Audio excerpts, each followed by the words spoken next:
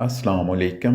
مزید ایسی Islamic videos اور بیانات سننے کے لیے ہمارا YouTube channel tree of Islam T V subscribe کیجیے اور بیل آئیکن پر کلک کیجیے تاکہ ہماری ہر آنے والی ویڈیو آپ تک ایزیلی پہنچ سکے۔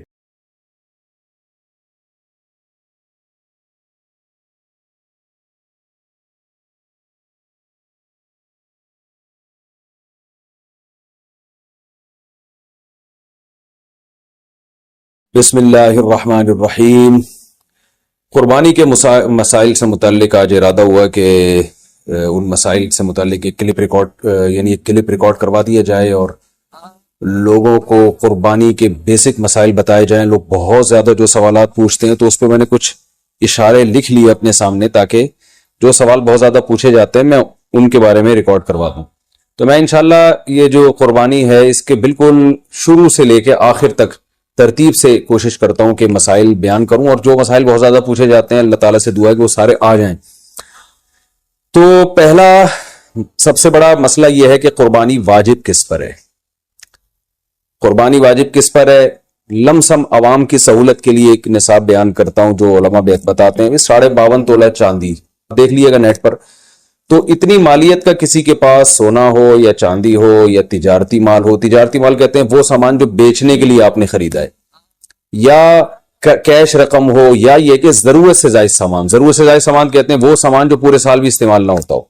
تو ایسی کوئی چیز اگر آپ کے پاس اتنی مالیت کی پڑی ہوئی ہے، یا ایک نہیں 2-4 چیزیں مل کے اتنی مالیت کو پہنچ جاتی ہیں، یعنی خلاصہ یہ نکلا کہ آپ کے جو استعمال میں آنے والی چیزوں کے علاوہ آپ کے پاس اتنی مالیت کی مال موجود ہے، اور ضروری خرچے اس میں سے نکال دیں، قرضے نکال دیں، وہ سب نکال کے بھی اتنے پیسے آپ کے پاس بچتے ہیں 50, 55, 60 ہزار تک، تو پھر آپ پر قربانی واجب ہے۔ یہ بہت مختصر بتا رہا ہوں کیونکہ اگر میں اس کی نصاب کی ڈیٹیل میں گیا تو پورا کلپ اسی میں نکل جائے گا، تو لم سم ایک بتا رہا ہوں آپ کو کہ اتنا اماؤنٹ کسی کے پاس ہو تو اس پر قربانی واجب ہے۔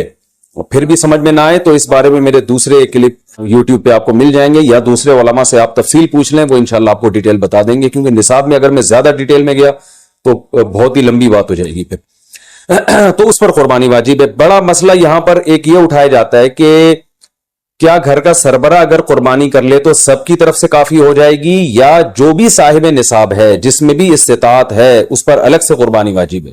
اس میں فقہا کا اختلاف ہے۔ بعض علماء کی رائے یہ ہے کہ ایک آدمی اگر گھر کی طرف سے قربانی کر لے تو سارے اہل خانہ کی طرف سے کافی ہو جاتی ہے، اور اس کے بارے میں بعض تابعین سے آثار منقول ہیں، مصنف ابن ابی شیبہ کی روایات ہیں، لیکن ہماری رائے یہ ہے، اور بر صغیر کے علماء کی رائے یہ ہے، اور امام ابو حنیفہ رحمہ اللہ تعالیٰ کی بھی رائے یہی ہے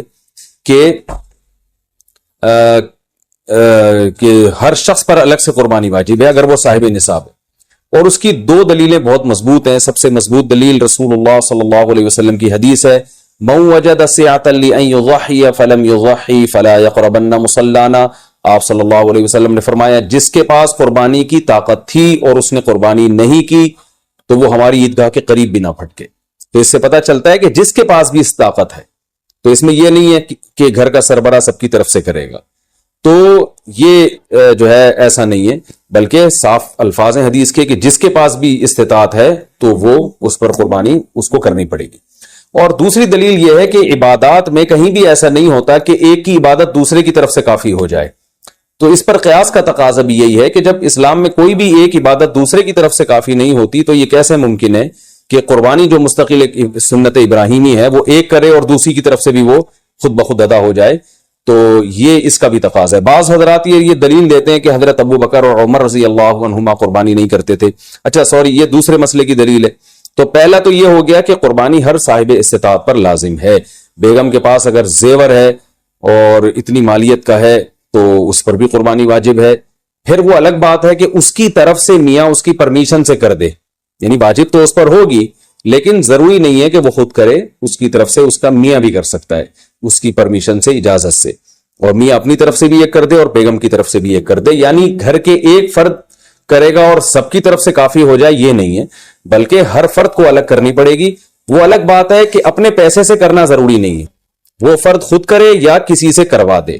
پھر جب کسی سے قربانی کروائے گا تو اس کو پیسے دے، یا جو قربانی اس کی طرف سے کر رہا ہے وہ خود اپنے پیسے استعمال کر لے، تو بھی ٹھیک ہے. یعنی یہ بھی ٹھیک ہے کہ آپ کے جو ابا ہیں، آپ کے جو والد صاحب ہیں، وہ قربانی کر رہے ہیں اور سب بالغ بچوں کی طرف سے کر رہے ہیں، پیسے کسی سے نہیں لے رہے، تو بھی ٹھیک ہے، کوئی حرج نہیں ہے. یا شوہر بیوی کی طرف سے کر رہا ہے اور پیسے نہیں لے رہا اس سے، تو بہت اچھی بات ہے، ایسا نیک شوہر اللہ میاں سب کو دلائے. تو یا بیگم صاحبہ کر رہی ہیں اپنے خرچے پہ اور میاں کی طرف سے بھی کر رہی ہیں، میاں سے پیسے نہیں لے رہی، تو سبحان اللہ، بہت اچھا لگا آپ کو سن کے، تو ہمیں بھی بہت اچھا لگا. تو یعنی پیسوں کا ہر ایک کا ڈالنا ضروری نہیں. اچھا یہ بھی ایک مسئلہ ہوتا ہے کہ بڑا بھائی کر رہا ہے سب کی طرف سے اور سب سے آدھے آدھے پیسے لے رہا ہے قربانی کے، وہ یا تھوڑے تھوڑے پیسے لے رہا ہے، باقی پیسے اپنی جیب سے ڈال رہا ہے، تو بھی ٹھیک ہے. یعنی جس کی طرف سے قربانی ہو رہی ہے اس کے لیے خود سے پیسے یعنی خرچ کرنا ضروری نہیں ہے، اس کی طرف سے اگر کوئی اور خرچ کر دیتا ہے تو بھی ٹھیک ہے، چاہے پورے پیسے خرچ کرے یا آدھے پیسے خرچ کرے. قرضہ لے کے بھی قربانی کی جا سکتی ہے. آپ کے پاس اگر پیسے نہیں ہیں تو آپ قرضہ لے کے کر سکتے ہیں، اگر آپ کو یقین ہے کہ میں یہ قرضہ بعد میں لوٹا سکتا ہوں. البتہ قرضہ کھا کے قربانی ٹھیک نہیں ہے کہ آپ نے کسی کا قرضہ دینا ہے، وہ مانگ رہا ہے، دروازے پہ کھڑا ہوا ہے، وہ دے نہیں رہے اور آپ اس کے پیسوں سے بکرے کاٹ رہے ہیں آپ، یہ ٹھیک نہیں ہے. یہ آخرت کے لیے بھی نقصان دہ اور وہ بکرے کے لیے تو نقصان دہ بہرحال ہے ہی ہے. تو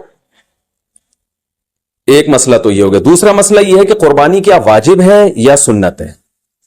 تو اس بارے میں بھی دونوں رائے ملتی ہیں علماء کی. جو علماء کہتے ہیں سنت ہے وہ بھی عام سنت نہیں مانتے بلکہ سنت مؤکدہ. سنت مؤکدہ کا مطلب جو نہیں کرے گا قابل ملامت ہوگا. اور امام ابو حنیفہ رحمہ اللہ تعالیٰ کی رائے کے مطابق یہ واجب ہے، اور اس کی دلیل وہی ہے کہ پہلی بات تو یہ کہ عبادت ہے اور عبادت میں احتیاط کے پہلو کو ترجیح دی جاتی ہے، کیونکہ احتیاط اسی میں ہے کہ اس کو اگر واجب قرار نہیں دیتے تو بہت سے لوگ قربانی کا فریضہ چھوڑ سکتے ہیں اور اس بات کا خطرہ موجود ہے کہ قیامت میں ان کو گناہ نہ ملے. تو اس لیے احتیاط کے پہلو کو ترجیح جائے گی. اور مضبوط دلیل امام حنیفہ کی قرآن نبی صلی اللہ علیہ وسلم کی وہی حدیث ہے، من وجد سعة لأن يضحي فلم يضحي فلا يقربن مصلانا. آپ صلی اللہ علیہ وسلم نے فرمایا جس کے پاس قربانی کی گنجائش تھی اور اس نے قربانی نہیں کی وہ ہماری عیدگاہ کے قریب بھی مت پھٹکے. آپ صلی اللہ علیہ وسلم 10 سال مدینہ منورہ رہے، ہمیشہ آپ صلی اللہ علیہ وسلم نے قربانی کی. بعض حضرات یہ دلیل دیتے ہیں کہ حضرت ابو بکر اور حضرت عمر نے قربانی نہیں کی اپنے دور خلافت میں، اس سے پتہ چلتا ہے کہ قربانی واجب نہیں ہے. تو یہ دلیل اس لیے درست نہیں ہے کہ حضرت ابو بکر اور حضرت عمر رضی اللہ تعالیٰ عنہ مسکین تھے، غریب تھے، اگرچہ مسلمانوں کے خلیفہ تھے، لیکن یہ ان کی ایک کوالٹی تھی کہ اتنے لاکھوں مربع میل کے مالک ہونے کے باوجود وہ پیون زدہ کپڑے پہنتے تھے. تو صاحب استطاعت پہ قربانی واجب ہے. یہ دونوں حضرات بڑے تھے مگر قربانی نہیں کی انہوں نے، جیسے کہ روایت میں آتا ہے اس کی وجہ استطاعت نہ ہونا. تو استطاعت اگر نہیں ہے تو پھر قربانی لازم نہیں ہے، بلکہ اگر آپ قرضہ لے کے قربانی کرو گے اور خطرہ ہے کہ میں قرضہ ادا نہیں کر سکتا تو پھر تو جائز ہی نہیں ہے آپ کے لیے، کیونکہ دوسروں کا حق دبا کے آپ کے لیے عبادت کی بجا آوری یہ ٹھیک نہیں ہے. اس کی فضیلت کیا ہے قربانی کی؟ رسول اللہ صلی اللہ علیہ وسلم نے ارشاد فرمایا بقرعید کے دنوں میں یا ایام نہر میں اللہ کو جانور کا خون بہانے سے زیادہ کوئی عمل محبوب نہیں، اور ہر بال کے بدلے میں اللہ نیکی عطا فرماتے ہیں. یہ قربانی کی بہت بڑی فضیلت ہے، اور اس کی فضیلت آپ علماء سے بیانات میں سنتے ہیں. میں بھی چونکہ بہت مختصر جلدی بات کر رہا ہوں تاکہ میں پورے موضوع کو جلدی سے سمیٹ لوں.